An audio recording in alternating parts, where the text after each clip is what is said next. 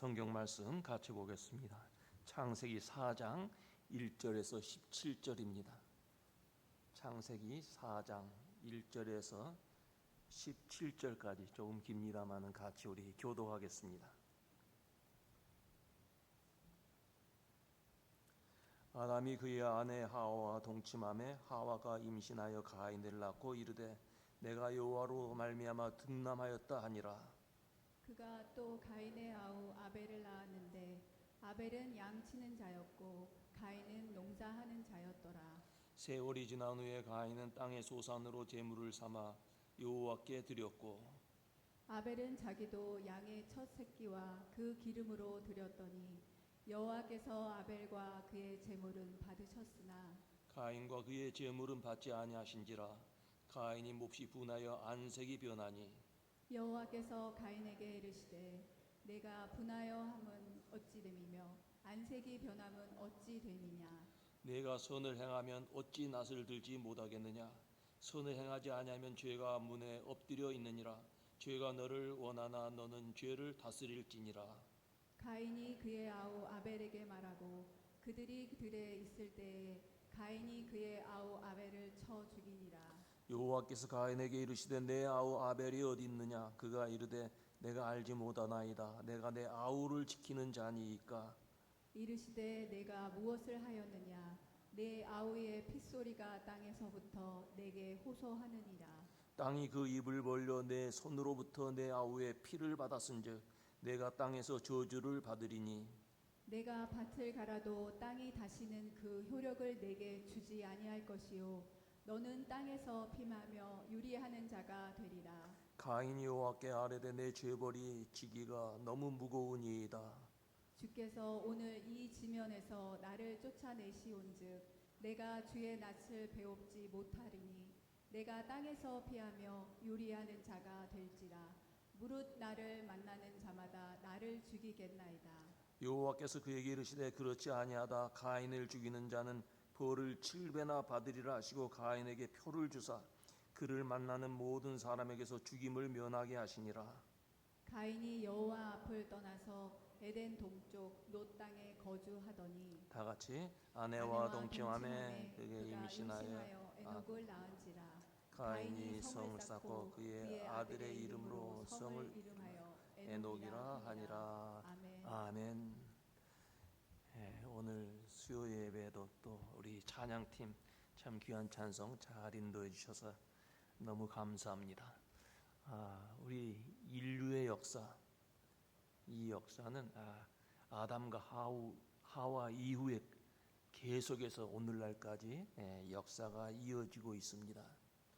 그런데 전쟁의 이 역사, 이것은 우리 인류의 역사인데 아담 하와 이후에부터 계속 전쟁이 일어나요. 전쟁이 왜 일어납니까? 사람의 욕심 때문에. 사람들은 많은 것을 소유하고 싶어 합니다. 근데 어떻게 하면 소유할 수 있습니까? 무엇을 생산해서 그 생산에서 이득을 얻어야만 됩니다. 그래서 농사를 지었는데 농사가 매년 풍년이 되는 것 아니에요. 또 장사를 하면 이익을 얻을 수 있습니다만은 또 되지 않을 때가 있어요. 어떻게 하면 부를 쌓고 어떻게 하면 좀 더 강해질 수 있을까? 그것은 다른 나라에 쳐들어가서 전쟁을 해서 빼앗아 오는 것입니다.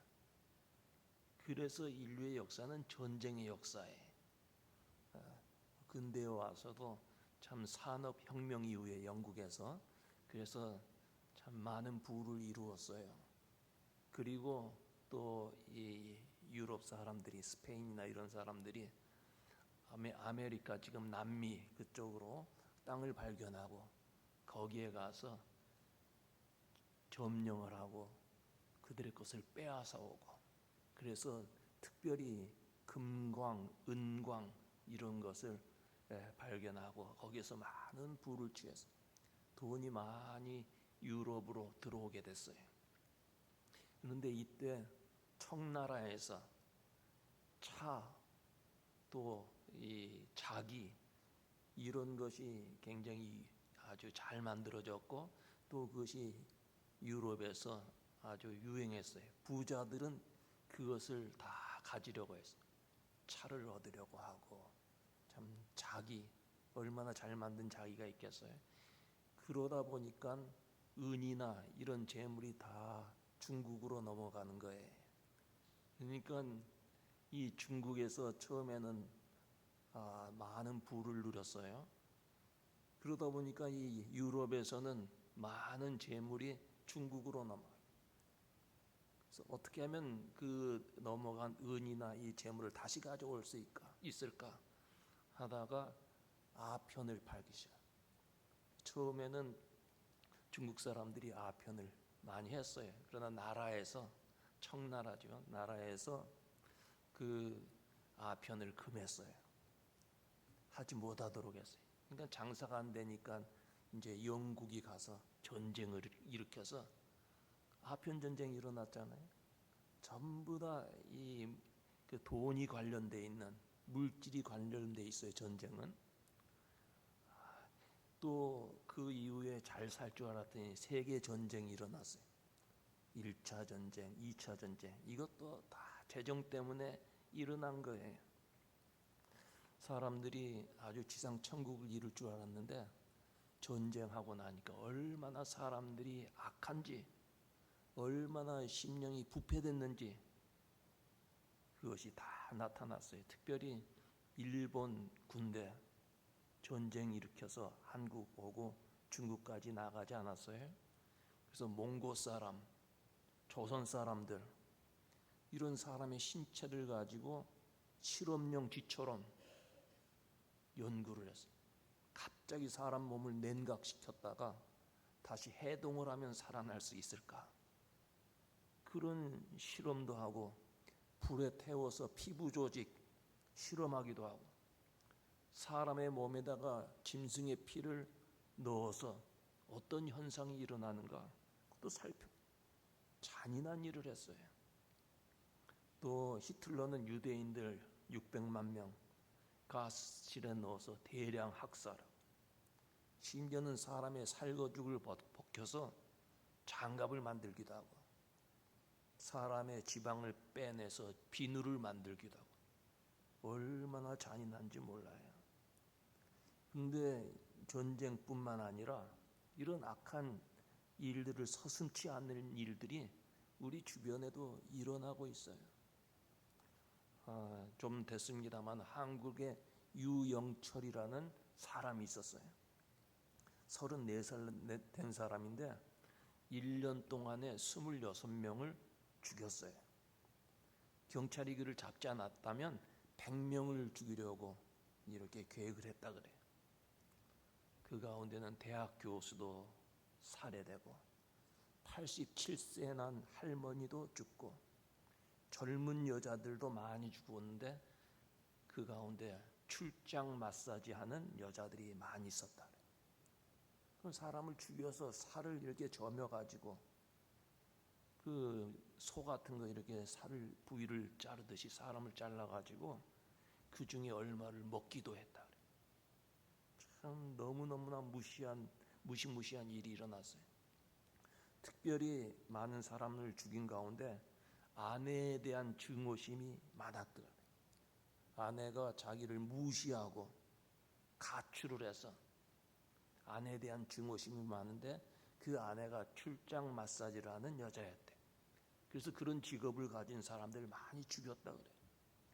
그뿐만 아니라 어렸을 때 너무 가난해서 부자에 대한 증오심을 가졌는데 그 가운데 특히 교회 옆에 정원 달린 집에 있는 사람들을 몹시 부러워하고 그런 사람들에 대해서 아주 증오심과 그들을 죽이려는 마음을 가졌대.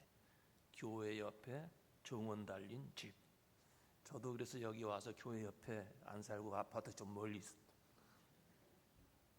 어떻든 끔찍해. 여러분, 근데 이게 한 사람의 범죄입니까? 한 국가의 범죄입니까? 범죄 뒤에는 사람의 부패된 마음을 조종하는 사탄이 있다는 것을 우리가 알아야 돼.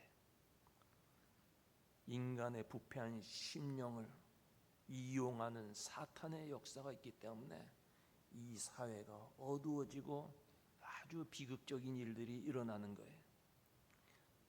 오늘 본문에 보면 인류 역사 가운데 첫 번째 살인 사건이 소개되고 있어요. 창세기 1장, 2장 보면 천지 창조하는 이야기가 나와요. 그리고 3장에는 하나님의 형상대로 사람을 창조하는 이야기. 그리고 이어서 범죄하고 에덴 동산에서 쫓겨나는 이야기가 나옵니다. 그러니까 하나님의 천지 창조, 인간을 하나님의 형상대로 창조하신 것. 근데 곧 이어서 죄를 짓고 에덴 동산에서 쫓겨나는 그런 이야기예요. 이 아담과 하와가 죄를 짓고 에덴 동산에서 쫓겨나는 이야기인데 죄의 결과는 무엇입니까? 죄를 지을 때는 달콤한 그런 유혹에 빠집니다. 죄를 지을 때는 막 그 아슬아슬한 그 스릴도 있고 즐거워할 수도 있어요. 그 결과가 어떻습니까? 두려움, 하나님 앞에서 두려운 마음을 가졌어요. 책임을 전가해요. 너 때문에 그랬다. 그리고 하나님과의 관계가 파괴됩니다. 그 이후에 어떻게 됩니까? 죄의 결과는 결국은 사망, 죽음이에요. 그 인간의 모습, 우리 인류의 모습이에요. 근데 여러분, 사람이 죄를 지으면 그 죄가 한 사람에게 머물러 있지 않습니다. 계속해서 퍼져나가는 전염병 같은 특성이 있어요. 아담과 하와가 범죄했는데 거기서 죄가 끝나는 것이 아니라 그 자식 가인에게도 전염이 되어서 가인은 그의 동생 아벨을 쳐서 죽이는 살인 사건으로 발전하게 됩니다. 우리가 하나님 앞에서 죄를 지었다면 그 죄가 더 발전하지 못하도록 속히 회개하고 예수의 보혈로 정결하게 씻김받고 죄의 문제를 해결해야 돼요. 우리 한국 속담이 참 바른 속담이에요. 바늘 도둑이 소도둑 된다. 죄가 우리 안에 들어오면 죄가 점점 발전하는 거예요. 그리고 그 죄가 전염이 되는 거예요. 여러분, 우리 죄가 우리 자녀들에게 또 우리 이웃에게 전염되지 아니하도록 마음에 꺼리 끼는 것, 하나님 앞에 신앙 양심이 괴로운 것 있으면 어떻게 해야 돼요? 싹 끊어버려야 돼요. 어떻게 끊어버려요? 싹 끊어버려요. 손 한번 이렇게 올려보세요. 전부 다 손 있는 사람만. 싹. 소리가 안 나요. 다시. 싹. 제가 여러분들 기억하라고 지금 유치원 아이들 같이 하는데 당수하듯이 내 안에 죄가 있으면 싹 끊어버려. 싹 끊어버려. 내일 아니에요. 미루어서 안 돼요. 오늘 이 시간에 내 마음에 신앙 양심에 괴로운 것 있으면 싹. 아담과 하와의 그 첫 아들 가인은 농사지었어요. 둘째 아들은 양치는 사람이었어요.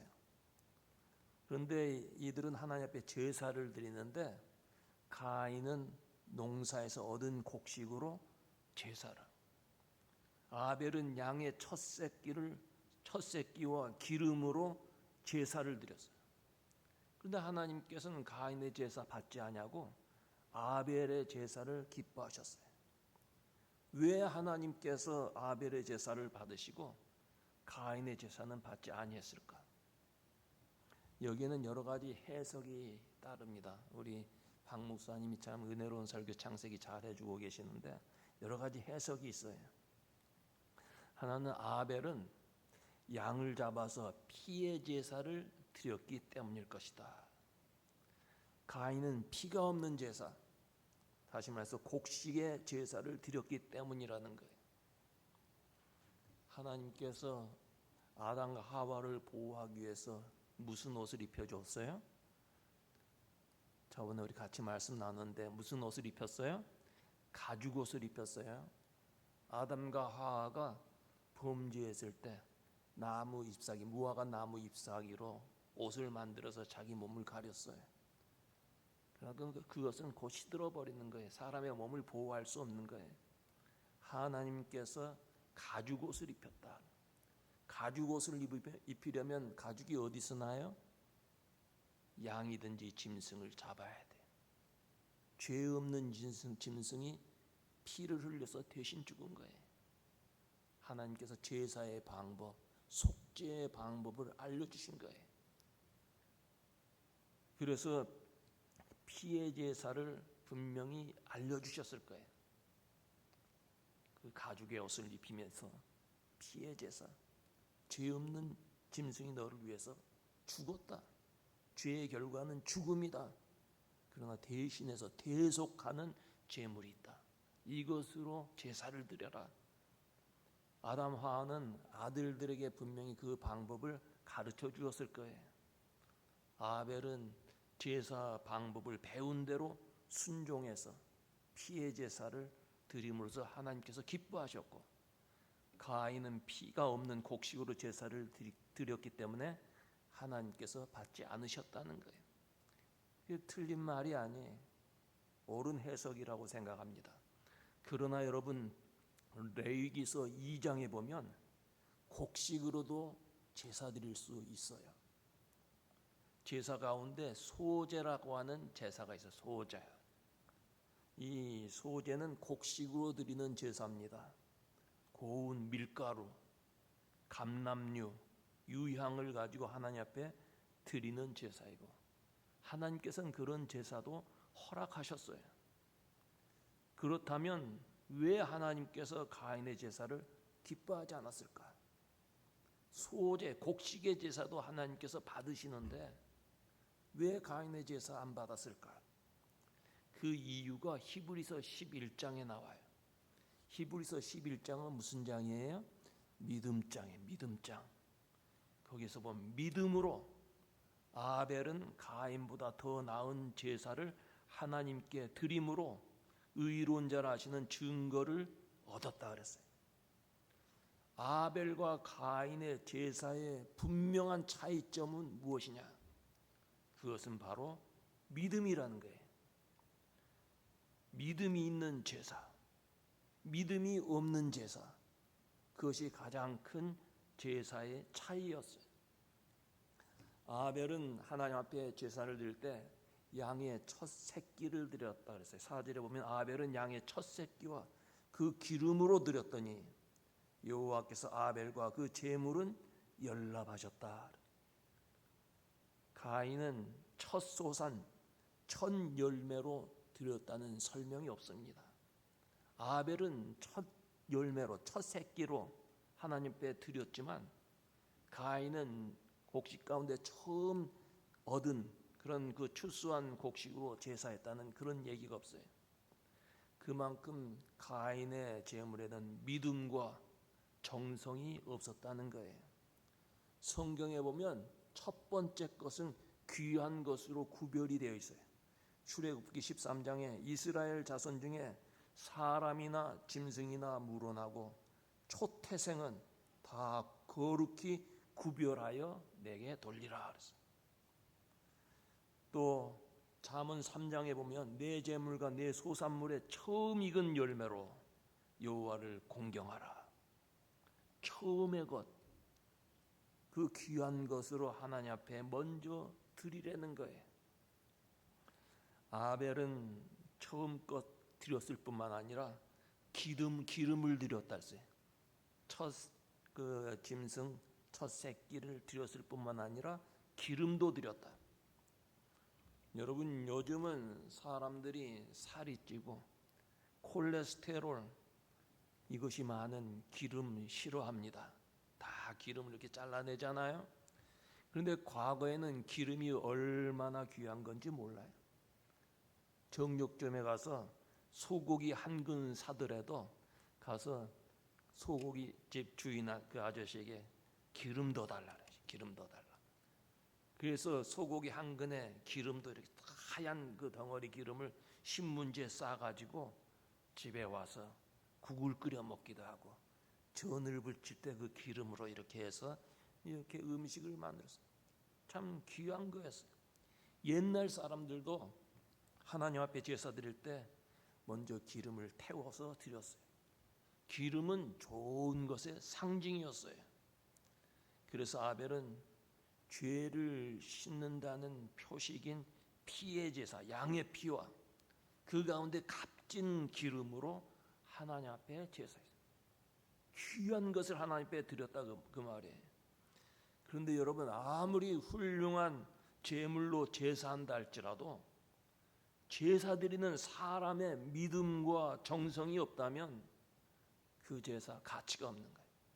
아무리 1등품 고기, 가장 귀한 거 드린다는 사람의 마음이 거기에 담겨져 있지 않으면 그 예배 하나님께서 안 받으신다는 거예요. 그런데 아벨은 제사를 드릴 때 제물만 드린 것이 아니라 자신도 함께 드렸어요. 4절에 보면 아벨은 자기도 양의 첫 새끼와 그 기름으로 드렸더니 여호와께서 아벨과 그 제물을 연락하셨다. 하나님 앞에 제사할 때 귀한 것, 나에게 가장 소중한 것 드렸을 뿐만 아니라 자신도 드려, 자신도. 하나님께서 그런 예배를 받으신다 그 말이에요. 아벨까지 하나님께서 받으셨어요. 여러분, 우리도 하나님 앞에 예배할 때 우리의 귀한 것 하나님 앞에 드려요. 그러나 그 귀한 것, 나의 시간, 나의 정성, 나의 건강, 나의 마음, 나의 물질 하나님 앞에 드리지만, 그러나 그 가운데 정말 정성이 담긴, 정말 주님을 사랑하는 마음으로 예배하지 않는다면 하나님께서 그 예배 안 받으신다는 거예요. 어떤 예배가 참 예배냐? 진정한 예배는 어떤 예배냐? 예수께서 사마리아 여인 만나지 않았어요? 하나님께서 사마리아 성 지나가다가 그 낮 12시 대낮에 우물에서 물 길는 여자, 과거가 복잡한 여자예요. 모든 사람들이 그 사람 안 만나려고 해. 그 사람도 그 사람들 만나기 싫어서 낮 12시에 뜨거운 시간, 낮잠 자는 시간에 물 길르러 왔어요. 예수님이 그에게 다가가서 참 생수에 관한 말씀을 전해주고, 이 여인이 갈급한 심령이 돼서 예수님, 어디서 예배하는 것이 진짜입니까? 그리심산, 거기는 성전이, 그리심산은 사마리아 사람들을 위해서 세운 성전이에요. 유대인들을 위해서 세운 성전은 예루살렘에 있어요. 어디에서 예배하는 것을 하나님께서 기뻐하십니까? 예수께서 이제는 그런 거 필요 없다. 예배하는 사람은 어디서든지 신령과 진정으로, 영과 진리로 예배할지니라. 참 예배를 가르쳤어요. 영이라고 하는 건 무엇입니까? 사람의 영도 있고 하나님의 영도 있어요. 우리가 예배할 때 성령이 이 자리에 오셔서 영적으로 우리를 만나주시는, 그것이 예배라는 거예요. 성령이 우리 교회와 함께 계시고 우리 가운데 계시는 줄로 믿습니다. 그리고 우리의 몸은 성령이 거하시는 전이에요. 예배당이라 그 말이에요. 그래서 우리는 우리의 몸도 거룩하게 잘 지켜야 돼요. 영과 진리로 예배할 때, 진리가 뭐예요? 하나님의 말씀, in the truth, 진리. 그래서 예배 시간엔 하나님의 말씀이 선포가 되고, 그 말씀이 나에게 다가올 때 아멘으로 받고, 그런 것이 진정한 예배라는 거예요. 여러분, 그런데 요즘 예배가 많이 타락을 했어요. 하나님을 기쁘시게 하는 것이 예배인데, 하나님을 기뻐하게 하기보다는 내 마음을 기쁘게 하는 예배로 전락이 돼요. 사람들이 와서 내 마음이 기쁘면 예배 잘 드렸다고 생각해요. 그러나 하나님께서 기뻐하신 예배냐는, 하나님 중심이 돼야지 인간 중심의 예배가 되어서는 아니 돼. 여러분, 우리는 예배를 드리면서 하나님께서 내 기도를 기뻐하실까? 기도하면서 그거 생각해야 돼요. 찬송을 부르면서도 하나님께서 내 찬송을 받으실까? 헌금을 할 때도 하나님께서 나의 헌금을 기뻐하실까? 내가 예배 드릴 때 하나님 내 예배를 기뻐하시고 받으실까? 그거 많이 생각해야 돼. 오늘 예배 아닌 예배가 너무나 판을 치고 있어. 사람 중심이 아니라 하나님 중심. 성령이 내 안에 거하시는 것을 체험하고 하나님의 말씀이 선포될 때 하나님 말씀이면 그것이 심령에 와닿으면 아멘 하는 거예요. 내 마음에 내 생각에 달라도 하나님의 말씀이라면 아멘하고 순종하는 거예요. 가인은 하나님께서 자기 예배를 받지 아니하신 것을 알게 되었을 때 자기의 믿음 없음을 회개했어야 돼. 하나님이 내 예배를 왜 안 받으실까? 내 제사를 왜 안 받으실까? 자기를 돌아보면서 회개해야 되는데 도리어 하나님 앞에 화를 내고 안색이 변화했다 그랬어요. 그리고 시기와 질투하는 마음에 어느 날 들판에서 자기의 동생 아벨을 쳐 죽이지 않습니까? 자기의 마음 가장 따뜻한 곳에 두어야 할 동생을 마음에 두지 아니하고 쳐서 죽여서 들판에 눕혀놓은 거예요.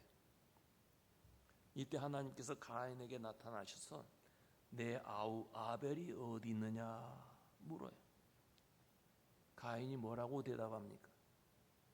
내가 알지 못합니다. 내가 동생을 지키는 자입니까? 거짓말하고 포악하고 반항하면서 대답합니다. 여러분, 하나님은 사랑의 하나님이요 인내하시는 하나님. 그래서 사람이 죄를 지었을 때 그 자리에서 벼락 내리지 않아요. 여러분, 우리가 범죄했을 때 하나님께서 곧바로 우리를 징계하지 않아요. 회개할 기회를 주십니다. 언제나 회개의 기회를 주세요. 아담과 하와가 범죄했을 때 거기에서 치지 않았어요. 아담과 하와에게 와서 아담아, 하와야, 내가 어디에 있느냐 물으셨어요. 내가 어디에 있느냐?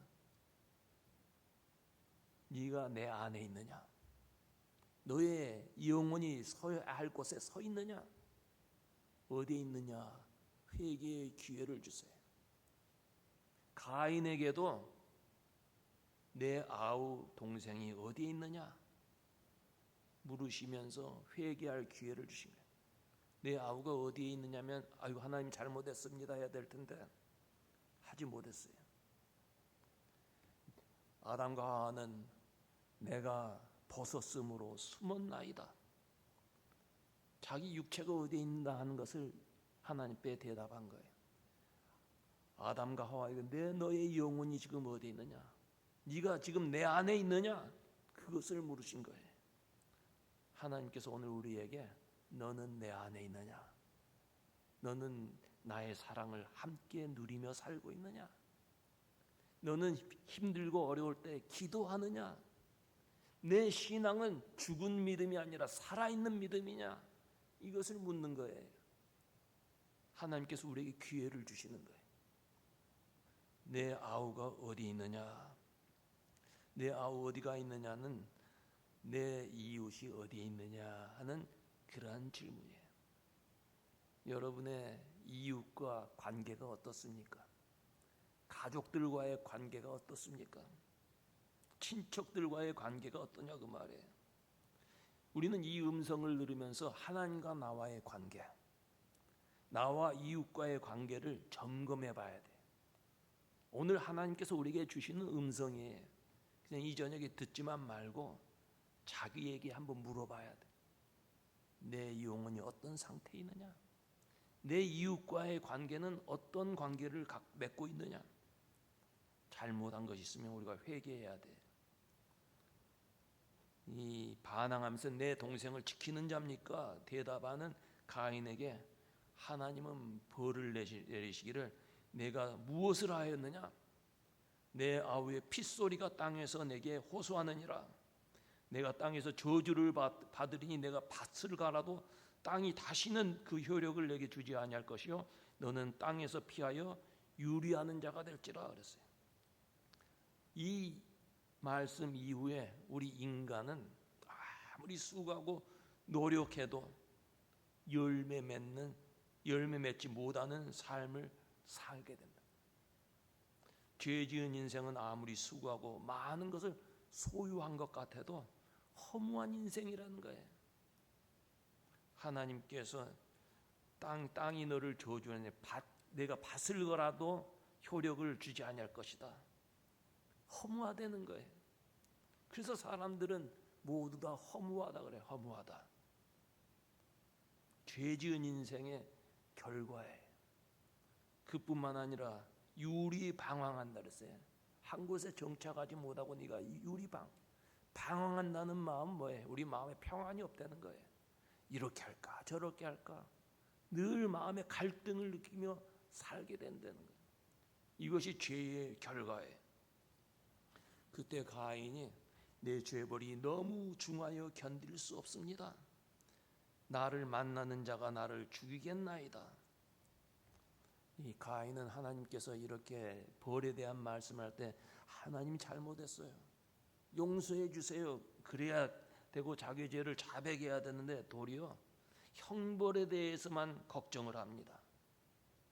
그런데 여기에서 이 가인이 나를 만나는 자가 나를 죽일 것입니다. 그러면 나를 만나는 자들이 누구예요?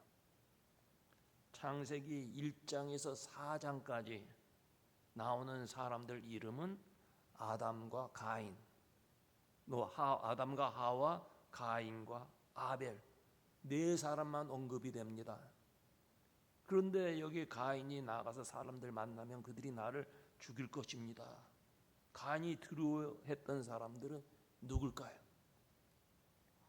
여러분, 성경은 어느 가정의 족보책이 아니에요. 그 가족 식구들 이름 다 적지 않아요.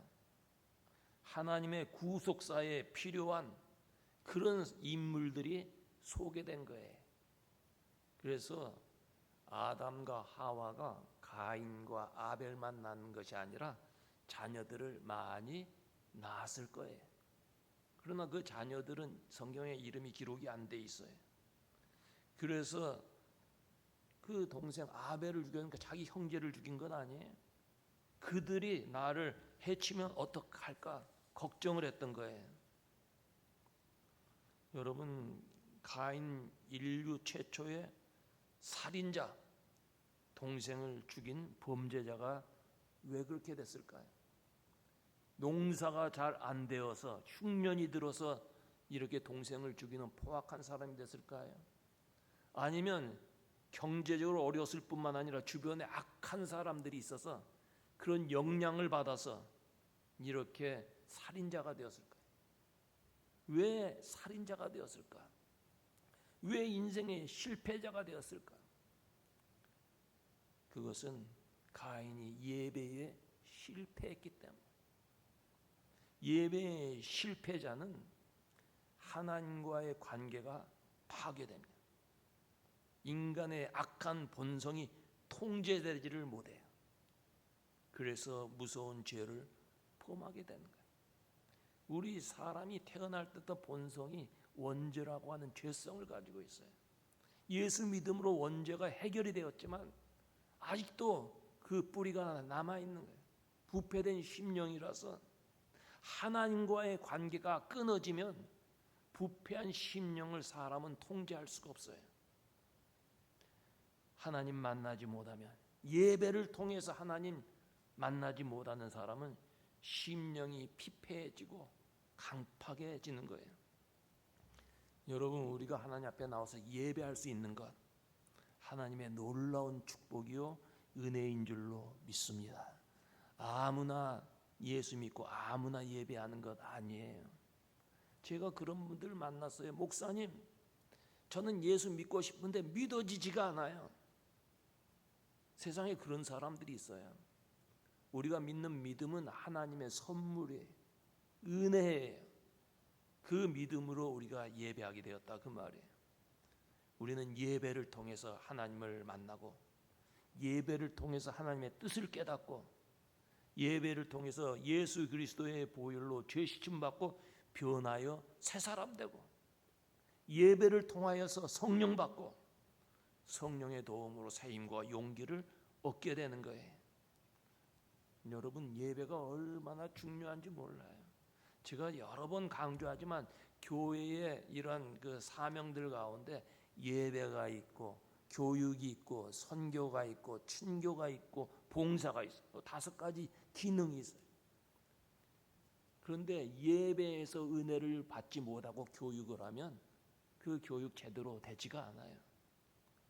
예배에서 은혜 받지 않고 나가서 선교 전도한다고 하면 좋은 열매 맺히지 못해요. 금방 지쳐가지고 그걸 포기하게 돼요. 모든 기능 가운데 예배에서 은혜를 받아야 그 예배를 통해서 하나님 만나고 음성 듣고 우리가 새 힘을 얻어서 주 앞에 헌신할 수 있는 거예요.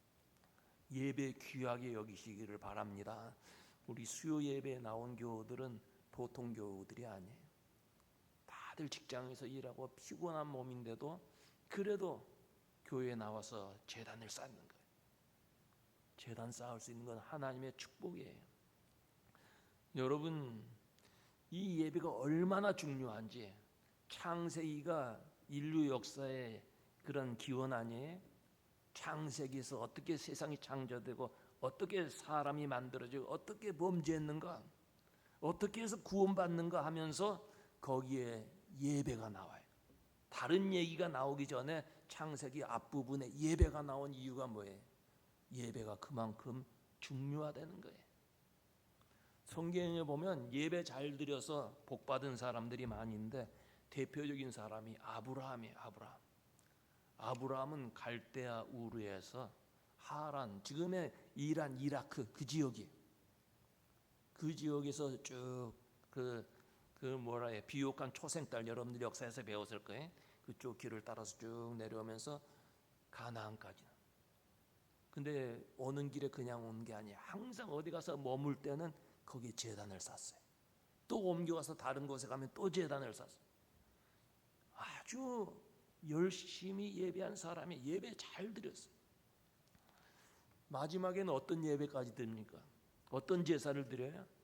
100세에 낳은 아들 이삭을 모리아 산에서 제물로 바치는 얼마나 제사에 철저한 사람인가 하는 것을 알 수 있어요.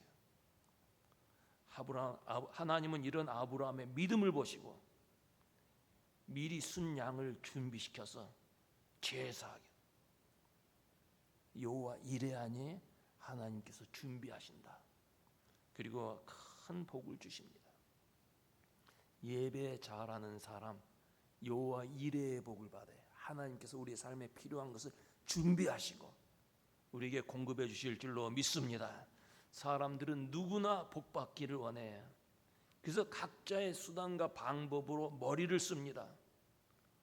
그러나 복 받는 방법은 사람의 수단 방법에서 나온 거예요. 아무리 재물 많이 얻어봐요. 병원으로 다 빠져나가고 조금 모아놓은 건 자식들이 갈라져서 법정 싸움하고 자기가 아니에요. 복은 만복의 근원이신 하나님으로부터 나오는 거예요. 그리고 그 복을 받는 통로는 바로 예배 잘 드리는 거예요. 여러분들 우리가 꼭 기억하십시다. 예배가 얼마나 중요한지 몰라요. 요즘 길거리에 보면 한국 자동차들 얼마나 잘 만드는지 몰라요. 전에는 한국 자동차 아주 제일 싼 자동차였고요. 성능도 안 좋았어요. 근데 지금은 아주 외모도 너무너무 잘 만들고요. 성능도 참 좋아요. 또 이 인디애나폴리스 여기에 와 보니까 비행장에서부터 경주용 자동차 얼마나 멋있는지 몰라요. 제가 좀 멋있는 영화 배우처럼 하고 그런 스포츠카 타고 운전하면 얼마나 멋있을까 생각을 해봤지만 그건 그냥 꿈이고요. 그런데 아무리 멋있게 생긴 자동차라도 뭐가 떨어지면 못 가요? 기름이 떨어지면 못 가요. 아무리 좋은 롤스로이스나 아무리 좋은 자동차도 기름 없으면 못 가요. 우리 성도도 마찬가지예요. 아무리 외모가 멋있고 배운 것도 많고 해도 우리 안에 기름이 떨어지면 역할을 못해요. 예배를 통해서 그 기름을 충족받는 거예요. 교회에 나와서 예배하면서 새 힘을 얻는 거예요. 그리고 이 세상을 힘있게 살아가는 거예요. 그래서 우리는 예배를 통해서 하나님과의 관계가 깨어지지 않고 하나님을 더 많이 살아가고 이웃과의 관계가 단절되지 않고 이웃을 더 사랑하면서 사는 하나님의 사람이 될 수 있는 거예요. 가인은 예배에 실패했기 때문에 그 후손들 불경건하고 타락한 사람들이 되었어요. 예배에 실패하면 가인처럼 됩니다. 허무한 인생 살게 돼 있어요.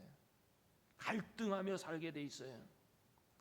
여러분, 하나님께서 정말 귀한 것을 하나님 앞에 드리되 자기의 마음까지도 자기 자신까지도 하나님의 앞에 드리는 이 아벨의 제사를 우리가 본받아서 하나님 앞에 예배하면서 여러분 자신뿐만 아니라 여러분 자손까지 하나님 앞에 놀라운 복을 받는 성도들 되시기를 주의 이름으로 축원합니다. 하나님 아버지 감사합니다. 이 저녁에 주 앞에 나와서 예배합니다. 어느 곳에든지 우리의 심령이 하나님을 찬양하며 기도하며 헌신하며 아름다운 예배자의 모습을 갖추게 하여 주시옵소서. 하나님, 우리의 예배를 기뻐하여 주시옵소서. 우리 교회의 예배는 사람 중심의 예배가 아니라 하나님 중심의 예배가 되게 하시고, 사람을 기쁘게 하는 예배가 아니라 하나님을 기쁘시게 해드리는 귀한 예배가 될 수 있도록 주여 축복하여 주시옵소서. 그리고 우리의 삶, 생활 일부분 하나하나가 예배인 줄 알아서 거룩한 삶을 살아가는 경건한 하나님의 자녀들 되게 하여 주시옵소서. 감사하고 예수님 이름으로 기도하옵나이다.